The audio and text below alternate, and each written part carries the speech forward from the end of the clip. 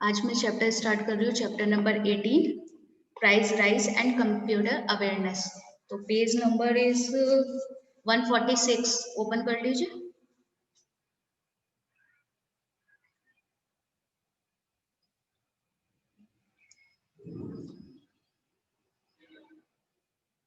Open कर लिया?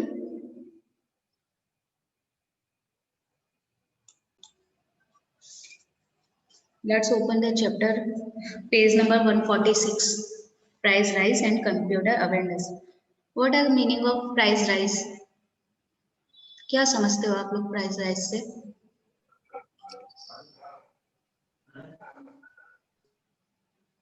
Hazel, Hina, कोई बताएगा प्राइस राइज का मीनिंग क्या होता है? मैम, कोई भी चीज की प्राइस बढ़ती है। या हम लोग कितनी सारी परचेजिंग करते हैं, खरीदी करते हैं, अगर उसकी कीमतें बढ़ने लगे, that is called price rise, right? And consumer awareness, ma'am, हम लोग जो प्रोडक्ट खरीदते हैं उन लोगों को भी अवेयरनेस होनी चाहिए। Very good Kavya. बेटो, कंज्यूमर अवेयरनेस मीनिंग अगर कोई भी प्रोडक्ट ले रहे हैं उसकी टोटली जानकारी होना, कंज्यूमर को उसमें कितने बेनिफिट्स मिल रहे हैं, क्या क्या चीज़ें उसमें प्रोवाइड करवाई जा रही है, वो सब कंज्यूमर का राइट है कि वो सब जानकारी वो ले सके। ठीक है, आज इसी के बारे में चैप्टर डिस्कस करते हैं। Start. Among many economic and social problems of India, one is price rise. इतनी सारी social problems हैं जिसमें से एक है प्राइस राइज। ठीक है, कीमतों का बढ़ना। Continuous and constant rises price in different fields of economy at a high rate is called a price rise. Continuous और कांस्टेंट किसी भी प्रोडक्ट के रेट बढ़ते रहते हैं उसे बोलते हैं प्राइस राइज। ठीक है, अलग अलग फील्ड में, अलग अलग चीजों में आपके प्राइस बढ़ते रहते हैं, उसको बोलते हैं price rise. Which is a problem, ये एक सबसे बड़ी प्रॉब्लम है, सबको पता है, सब फेस कर रहे होंगे क्योंकि परचेजिंग हर कोई करता है, खरीदी हर कोई करता है। Okay, but price rise along with stability is beneficial for economic.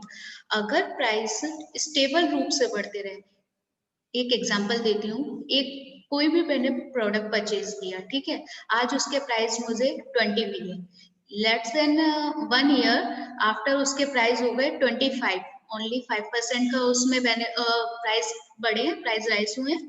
ठीक है, ये अगर ईयर बाय ईयर बढ़ते रहेंगे, इसे बोलते हैं स्टेबिलिटी, यानी एक टाइम के अकॉर्डिंग प्राइस का बढ़ना। ये हमारी इकोनॉमी के लिए अच्छा है, ये हमारी इकोनॉमी में डेवलपमेंट लाता है। ठीक है, प्राइस अगर किसी भी चीज के रुके रहेंगे, स्टेबल हो जाएंगे, नहीं बढ़ेंगे, तो वो उसमें हमारी इकोनॉमी की ग्रोथ नहीं होगी।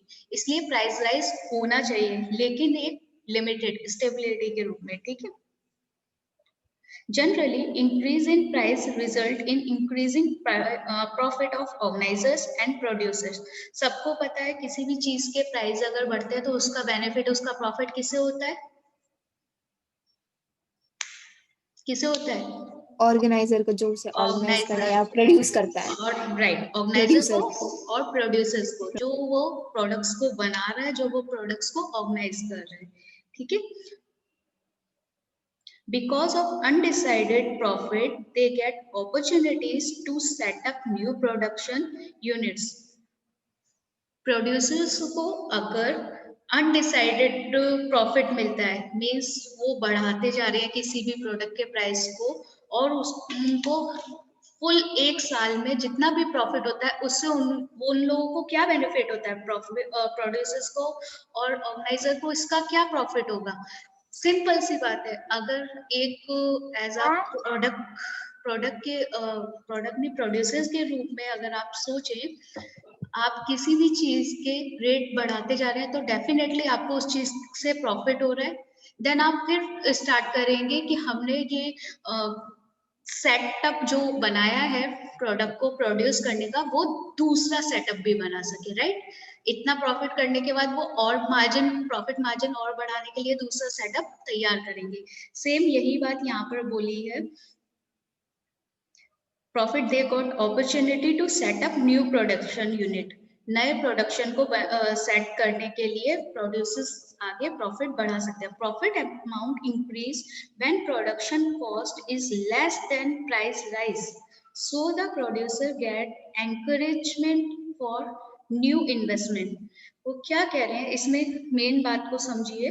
प्रॉफिट अगर इंक्रीज होता है प्रोड्यूसर्स का, क्लियर, उन्हें अगर बढ़ता जा रहा है, प्रॉफिट उन्हें मिलता जा रहा है, और उनकी प्रोडक्शन कॉस्ट जो है, what is the meaning of production cost?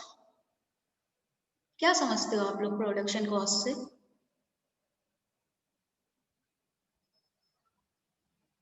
Hazel, जो मैम प्रोड्यूसर किसी चीज की कॉस्ट बढ़ाता है. Cost means what? किसी भी प्रोडक्ट को बनाने के लिए जो हमारी मनी लगती है, जो हम कह सकते हैं कि हम उसमें लगा रहे हैं, ठीक है, जितनी मनी हम लगा रहे हैं दैट इज कॉल्ड कॉस्ट. किसी भी प्रोडक्ट को बनाने के लिए हम उसमें जितना इन्वेस्ट कर रहे हैं दैट इज कॉल्ड कॉस्ट, ठीक है.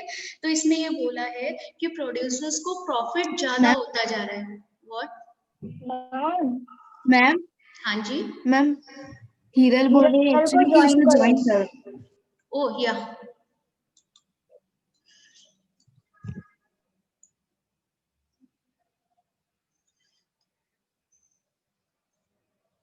डन. यस, मैं क्या बता रही थी, हाँ, profit amount increase when production cost is less then. Production cost जो हमारी है वो कम है, और जितने भी हमें प्रॉफिट मिल रहा है वो ज्यादा होता जा रहा है. इस और इसके कारण प्राइस राइज होता है, कीमतें बढ़ती रहती हैं. इससे सबसे ज्यादा प्रॉफिट किसे होगा? ऑब्वियसली प्रोड्यूसर्स को होगा, एंड वो और ज्यादा एनकरेज होंगे, अपना इन्वेस्ट और ज्यादा लगाएंगे दूसरा सेटअप तैयार करने के लिए, दूसरा सेटअप बनाने के लिए, ठीक है. जितना उनको प्रॉफिट होगा वो उतना ज्यादा अपने इन्वेस्ट करेंगे for new investment. As a result, production activities, production and employment increases. इसके कारण क्या होगा? प्रोडक्शन एक्टिविटीज इंक्रीज होगी, प्रोडक्शन इंक्रीज होगा, और एम्प्लॉयमेंट यानी जो उस कंपनी में काम करने वाले लोग होंगे, एम्प्लॉयज होंगे, ऑब्वियस है कि उनकी सैलरी में भी इंक्रीमेंट होगा, राइट. अगर एज अ प्रोड्यूसर मुझे बेनिफिट हो रहा है मेरे काम में, मेरे सेटअप पे, तो मैं उसका मेरे को जो बेनिफिट हो रहा है उसका मैं बेनिफिट अपने एम्प्लॉयज को भी दूंगा. तो ऑब्वियस है कि उनकी सैलरी भी बढ़ेगी, उनका एम्प्लॉयमेंट भी, वेजेस वगैरह सब इंक्रीज होगा, right. Due to increase in income, producers, organisers and businessman can increase the wages of their employees. जैसे ही हमारा इनकम बढ़ेगी, प्रोड्यूसर्स, ऑर्गेनाइजर, बिजनेसमैन सब अपने जितने भी एम्प्लॉयज हैं उनके वेजेस बढ़ाएंगे, उनकी सैलरीज बढ़ाएंगे. Thus, due to increase in income, purchasing capacity increase. सबको पता है अगर पॉकेट में पैसे ज्यादा होते हैं तो परचेजिंग ज्यादा करते हैं, एम आई राइट? शॉपिंग करने हर कोई निकलता है, सबको पता है. अगर आप Yes, ma'am. 100 रुपीज लेके जा रहे हैं तो डेफिनेटली 100 रुपीज आप खर्च कर सकते हैं, ये आपकी कैपेसिटी है, राइट. सेम एज अगर सैलरी बढ़ेगी, इनकम बढ़ेगी, तो हमारी किसी भी चीज को परचेज करने की कैपेसिटी भी बढ़ेगी. So money spend on uses of commodities increases, resulting into rise in the living standard. जैसे ही हम अपनी परचेजिंग की कैपेसिटी को बढ़ाएंगे, कमोडिटीज वो भी इंक्रीज होगी, और उसके कारण हमारा लिविंग स्टैंडर्ड जो है वो भी इंक्रीज होगा. एग्री करते हो सब इस बात से? मनी स्पेंड ऑन यूजेस और कॉमोडिटीज, अलग अलग आप फील्ड में सब ज्यादा से ज्यादा पैसे लगाकर परचेजिंग करोगे, जितनी इंक्रीज होगी उसके अकॉर्डिंग लिविंग स्टैंडर्ड भी बढ़ेगा, and speed of economic development, और डेवलपमेंट भी बढ़ेगी. मैंने स्टार्टिंग में बताया था कि अगर स्टेबिलिटी से किसी भी प्रोडक्ट के प्राइस बढ़ते हैं तो वो इकोनॉमिक डेवलपमेंट होती है. Clear? So it can be said that stable price rise in prerequisite for economic development. Clear this paragraph? Yes, ma'am. Next paragraph is when there is noticeable increase in price level of commodities or services invariably and continuously at high rate, then the production of instantaneous commodities and services do not increase, but supply of money increases speedily. इसमें क्या बता रहा है, अगर उस बोला है price के रेट लगातार बढ़ते जा रहे हैं और तेजी से बढ़ते जा रहे हैं. अभी मैंने एक एग्जांपल दिया था कि 5% रेट बढ़े किसी भी प्रोडक्ट के, राइट, एक साल के अंदर. बट अगर वही 50% एकदम से बढ़ जाए, 10%, 50% एकदम से उसके रेट बढ़ जाए, तो कमोडिटीज, अलग अलग कमोडिटीज या अलग अलग सर्विसेज के रेट लगातार हाई रेट बढ़ते जा रहे हैं, but production of intensive commodities and services don't increase, और जो प्रोड्यूसर्स की कॉस्ट है वो नहीं बढ़ रही है. क्लियर हो रहा है मेरा पॉइंट? उन्होंने प्राइस तो बढ़ाए हैं और बहुत तेजी से बढ़ाए हैं, बट उनकी कॉस्ट उतनी ही है. जो एक प्रोडक्ट बना रहे थे उसमें भी उनकी उतनी कॉस्ट जा रही है. जो 50% रेट बढ़ाने पर आए हैं उसकी कॉस्ट भी उतनी ही जा रही है. ठीक है, तो इसमें क्या होगा,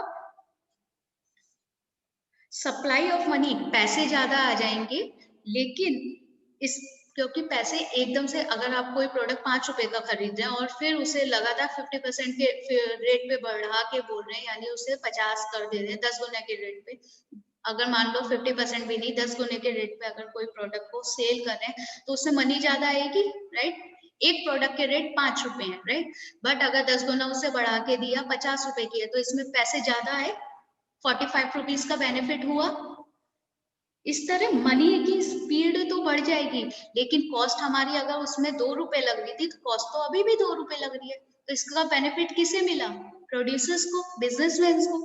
ठीक है, तो ये चीज यहाँ पर यही बताई गई है कि नोटिसेबल इंक्रीज अगर किसी भी प्रोडक्ट के प्राइस इंक्लूड होते हैं, प्राइस राइज होते हैं, thus excessive amount of money is used to comparatively less commodity. This kind of price rise condition is called a inflationary situation. Money ज्यादा आ रही है मार्केट में, ठीक है, लेकिन कॉस्ट उतनी ही है. इस कंडीशन को बोलते हैं इन्फ्लेशनरी सिचुएशन. आपको ये 2 क्वेश्चन पुट अप हो सकते हैं. सबसे पहले वाले पैराग्राफ में हम लोगों ने पढ़ा था, स्टेबल अगर किसी भी प्रोडक्ट के प्राइस राइज हो रहे हैं तो उससे डेवलपमेंट होती है, इकोनॉमिक डेवलपमेंट होती है. बट अगर इन्फ्लेशनरी कंडीशंस हो, सिचुएशन हो, उस पीरियड में इकोनॉमी पर इसका क्या असर होता है? डेफिनेटली इकोनॉमी की ग्रोथ कम हो जाएगी. मार्केट में पैसा जरूर आ रहा है, लेकिन इकोनॉमी पर इसका कोई बेनिफिट नहीं होगा, उनकी ग्रोथ कम हो जाएगी. High disturbance in price, high disturbance in prices, expenditure, income and calculation of price of production equipment and their allocation generates serious disparity in economic by creating in money supply. मैंने अभी clear में ये बात पहले ही बोल दी है कि price बढ़ते जाएंगे, लेकिन उसका बेनिफिट नहीं होगा इकोनॉमी पर. इनकम बढ़ रही है, सब हर किसी चीज के प्राइसेस बढ़ रहे हैं, एक्सपेंडिचर बढ़ रहे हैं, लेकिन ना इसका सिर्फ प्रॉफिट प्रोड्यूसर्स और बिजनेसमैन को ही होगा, इससे किसी का बेनिफिट नहीं होगा. In such condition price rise acts as a hindrance in development of country. Country के डेवलपमेंट को रोक देगा. Price rise is not always inflationary. Price हमेशा इन्फ्लेशनरी वे में नहीं बढ़ते हैं, कई चीजों के प्राइस स्टेबल रूप से भी बढ़ते हैं. Many times in spite of decrease in inflation rate is economic price of basic commodities और services used by common people increases while the prices in other sectors show stable or decreasing behavior. हर चीज के price stable रूप से भी बढ़ते हैं और inflationary condition भी आती है, बट लोग काफी, जो देश की पॉपुलेशन है उनके अकॉर्डिंग गवर्नमेंट डिसाइड करती है कि किसके प्राइस किस हिसाब से बढ़ते हैं. गवर्नमेंट को ये राइट होता है कि अगर कोई प्रोड्यूसर और कोई बिजनेसमैन हाई रेट पर प्राइस बढ़ा रहा है, उससे ग्रोथ नहीं हो रही है कंट्री को, तो गवर्नमेंट उस पर एक्शन ले सकती है, राइट. अब हम पढ़ते हैं रीजंस क्या होते हैं प्राइस राइज के, ठीक है। रीजंस ऑफ प्राइस राइज, एक जनरल सा क्वेश्चन पूछती हूँ। ये हम बाद में बताएंगे कि क्या क्या है एज अ बुक लेवल, आप लोगों को खुद पता होना चाहिए। अगर किसी चीज के प्राइस बढ़ रहे हैं तो उसका क्या रीजन होता है, नॉर्मल वे में बताओ क्या रीजन होता डेवलपमेंट हो रहा है, है। डेवलपमेंट। मैम अगर चीज कम हो लेने वाले ज्यादा हो। हाँ राइट, डेवलपमेंट हो रहा है मीन्स मैं समझी नहीं, किस तरीके से बोल रहे हो बेटा, एक्सप्लेन करोगे? मैम बोलो काव्यांजलि बेटा।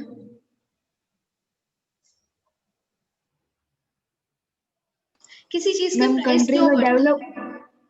किसी कंट्री में जैसे डेवलपमेंट हो रहा है, जैसे जैसे प्राइस भी राइज हो रही है, वो कह प्राइस रही हूँ। नहीं, हाँ, मैंने रीजंस पूछे बेटा, एग्जैक्टली कि प्राइस राइज होते हैं उसका कंट्री पर असर होता है, डेवलपमेंट होता है, लेकिन प्राइस राइज क्यों होते हैं, मेरा क्वेश्चन वो है। रीजंस तो होंगे, कोई ना कोई रीजंस तो होगा ना जिससे मैम अगर चीजें कम और खरीदने वाले ज्यादा हो तो। एग्जैक्टली किसी भी चीज की डिमांड ज्यादा हो रही है बट सप्लाई नहीं हो पा रही है। Clear my point? अगर कोई भी प्रोडक्ट है उसकी डिमांड ज्यादा होती जा रही है और प्रोड्यूस करने वाले कम हैं या उस लेवल पे प्रोड्यूस प्रोडक्ट का नहीं कर पा रहे हैं, तो उसकी सप्लाई कम हो जाएगी। ऑब्वियसली सप्लाई कम हो जाएगी तो उस प्रोडक्ट के, उस चीज के रेट बढ़ना स्टार्ट हो जाएंगे, राइट। एक सिंपल सा ये मेन बेसिक रीजन है, ठीक है। चलो ना, और क्या रीजन होते हैं अगर किसी की चीज के डिमांड बढ़ रही है? दूसरा, हेडिंग देख के कुछ आइडिया लग रहा है कि क्या क्या हो सकता है इसके अंदर?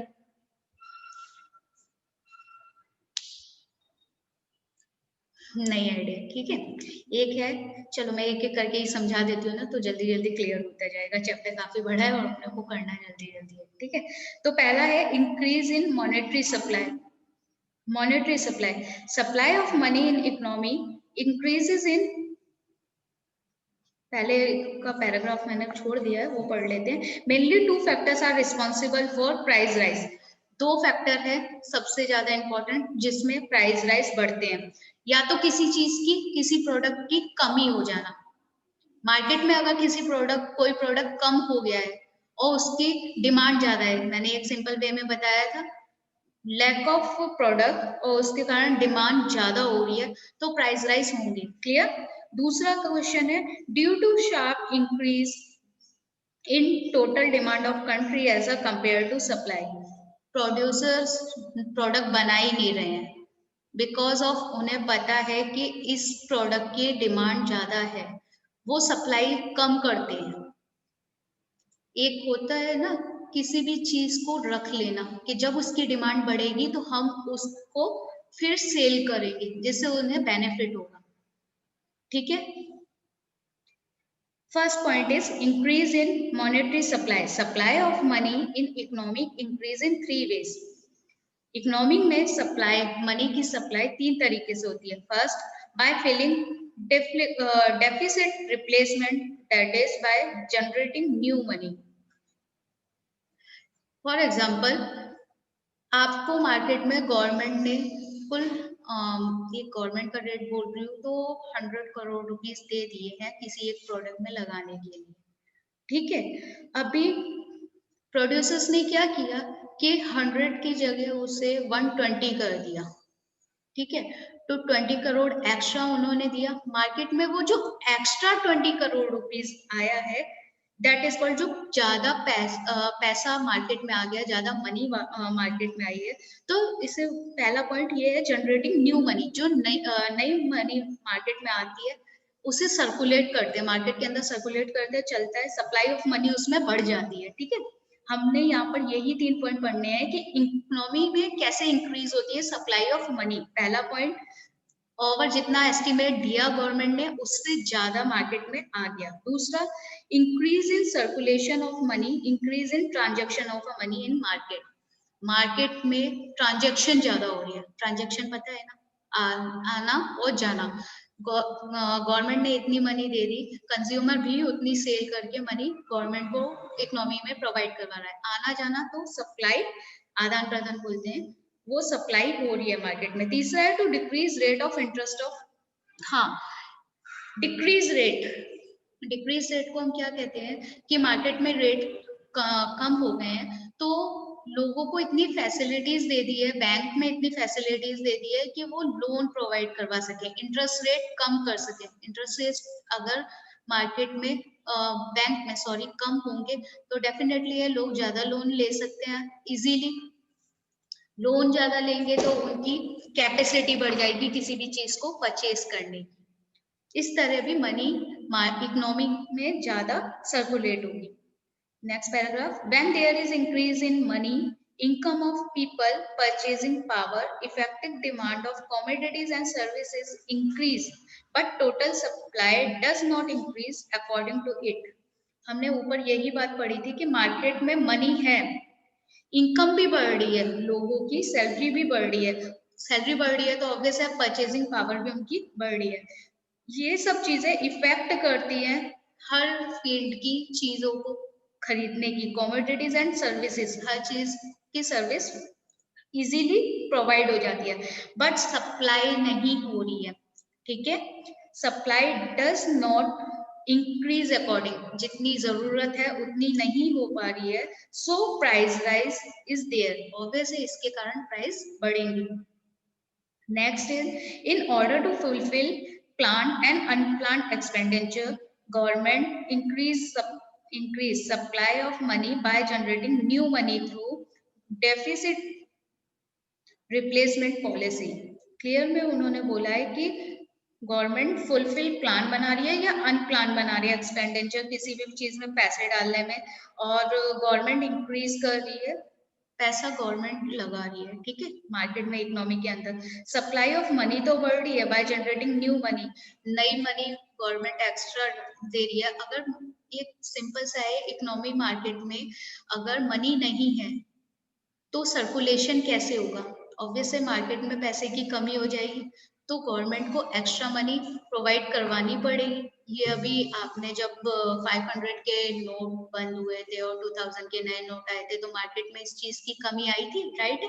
सबको याद होगा 2016 का, है सेम वही कंडीशन है, सेम वही कंडीशन है। गवर्नमेंट को न्यू मनी मार्केट में लेकर आनी पड़ती है, उन्हें मनी इंक्रीज करनी होती है।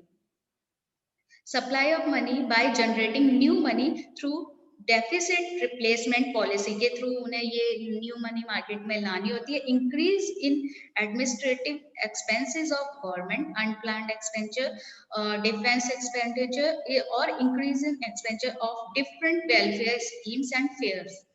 गवर्नमेंट को हर एक नए जो भी पॉलिसी बना रही है उसमें वो डिवाइड कर लेती है कि हमें वेलफेयर में इतना लगाना है, हमें लोगों के लिए जो फेयर्स होते हैं, जो भी एक्सपेंडिचर होते हैं, वो सब अलग अलग जगह से डिवाइड कर देते हैं कि इस फील्ड में हमें इतना पैसा लगाना है, इस फील्ड में इतना पैसा लगाना है। ठीक है, जिसमें एग्जांपल्स दिए हैं, वेलफेयर स्कीम्स एंड फेयर्स होते हैं, expenditure of a celebration, government celebration करती है तो उसमें भी मनी प्रोवाइड करवाती है। पब्लिक और private expenditure leads to sudden increase in supply of money in market, हर चीज में वो फील्ड में पैसे लगाने लगती है जिसके कारण मार्केट में मनी की सप्लाई इंक्रीज हो जाती है, विच इंक्रीज परचेजिंग पावर, जिसके कारण परचेजिंग पावर बढ़ जाती है, resulting in increase of price level, जिसके कारण प्राइस लेवल भी बढ़ जाता है। Thus increase in purchasing power become the reason of price rise. उसमें क्लियरली एंड में ये बात बोली है, अगर परचेजिंग पावर बढ़ेगी तो ऑब्वियस है प्राइस राइज होंगी, लेकिन परचेजिंग पावर बढ़ने पर वो स्टेबल रूप से बढ़ेगी, तो ये इकोनॉमी के लिए डेवलपमेंट है। Okay, no increase in there in total production और सप्लाई ऑफ कमोडिटीज और services in market due to unplanned expensive of government but due to increase in salary और allowances, supply of money increase in hand of people.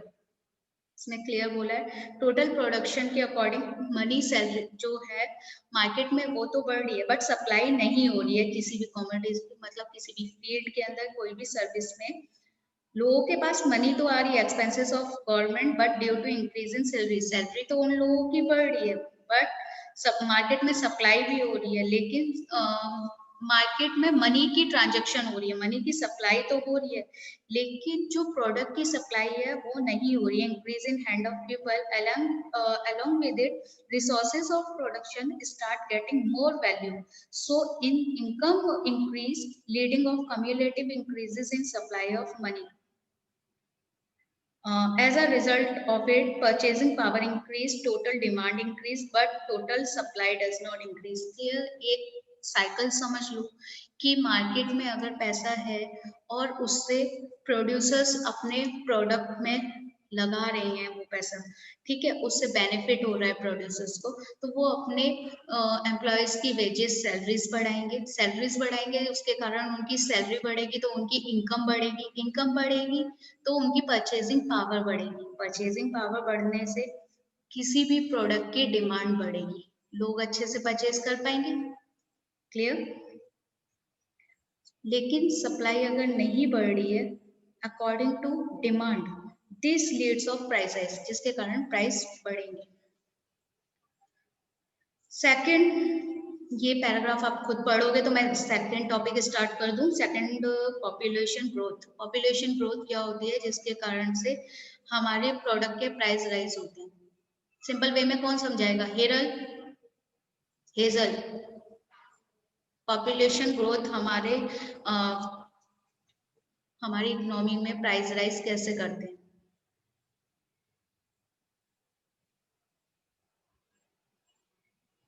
Are you listening to me?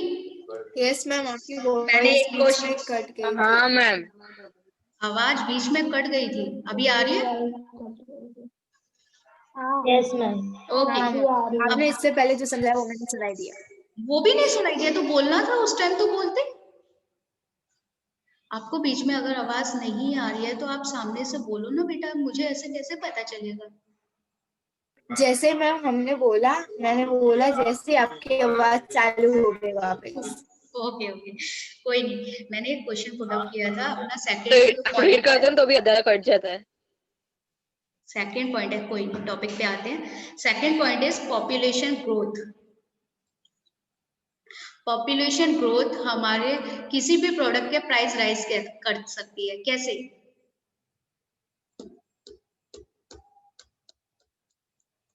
Simple way में समझाना है मुझे। कौन समझाएगा, कौन explain करेगा इस बात को? ऋतिका? मैम वही कि चीजें इन वाले ज्यादा। बेटा आवाज क्लियर नहीं हो रही है आपकी।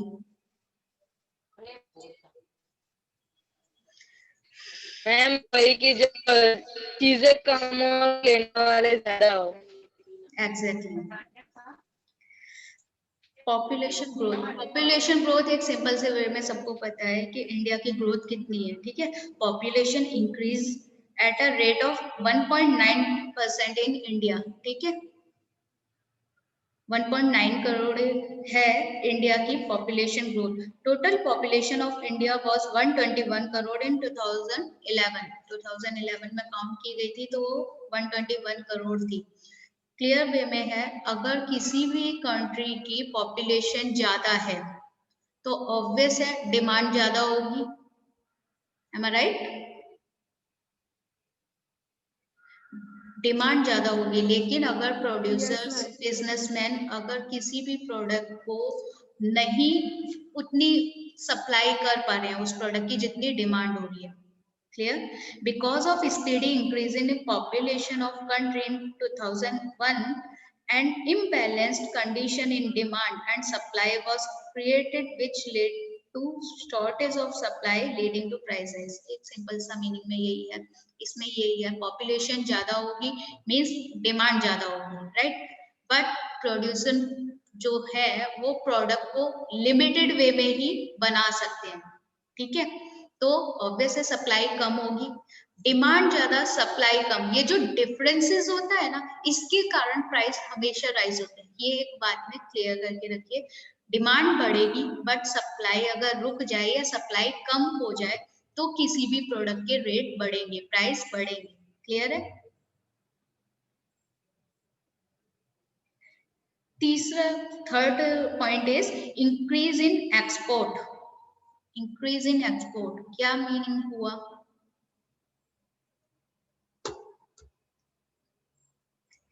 कि बिकॉज ऑफ, हमारे इंडियन जो गुड्स है, राइट, आगे।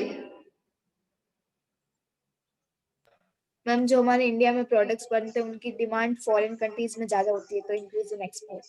एग्जैक्टली हमारे इंडिया में प्रोडक्ट बन रहे हैं, ठीक है, उसकी डिमांड अदर कंट्रीज में फॉरेन्स में ज्यादा हो रही है, तो एक्सपोर्ट किए जा रहा है उस प्रोडक्ट को, ठीक है। अगर कोई भी प्रोड्यूसर उन प्रोडक्ट को फॉरेन में एक्सपोर्ट कर रहा है तो ऑब्वियस है अपनी इंडिया में उसकी डिमांड जो है वो ज्यादा है, बट उसकी सप्लाई नहीं हो पाएगी, राइट। वो अपने इंडिया में वो चीजों को नहीं बेच पाएंगे, नहीं सेल कर पाएंगे। अगर ऐसा होता है, इस कंडीशन में डिमांड फिर बढ़ रही है, इस कंडीशन में भी, क्योंकि एक्सपोर्ट ज्यादा हो रहा है प्रोडक्ट का, अपने इंडिया में उसका यूज कम हो रहा है, डिमांड ज्यादा है लेकिन सप्लाई नहीं हो पाएगी, जिसके कारण प्राइस राइज होंगे। क्लियर? नो मैम, नहीं आ रही है अभी। सॉरी, वॉइस इशू हो रहा है। अगेन वॉइस इशू हो रहा है? अभी क्लियर है?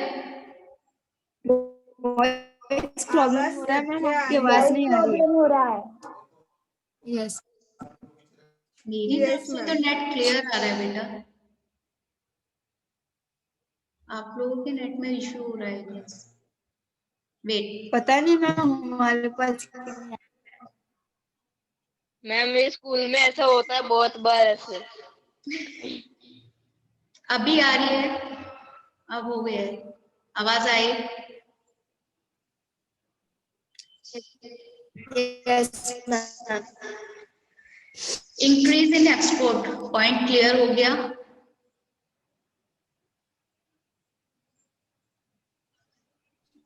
Yes ma'am. एक बार रीड कर लेते हैं। Because of increase in demand of Indian goods in foreign market, government has encouraged increase in export, as a result of which availability of commodities decreasing in local and internal market. So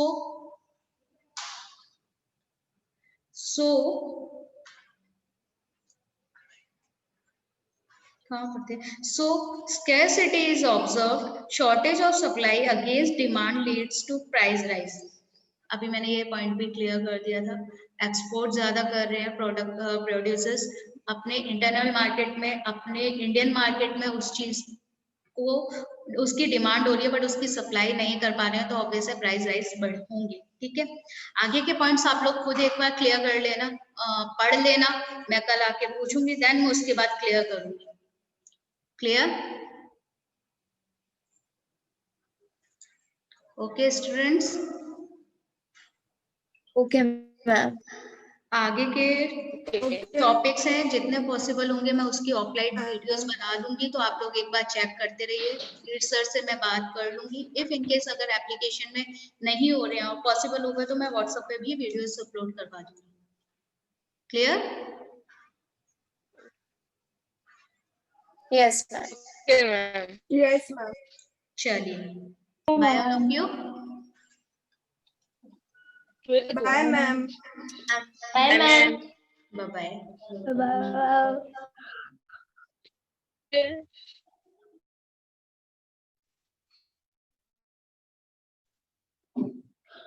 aunty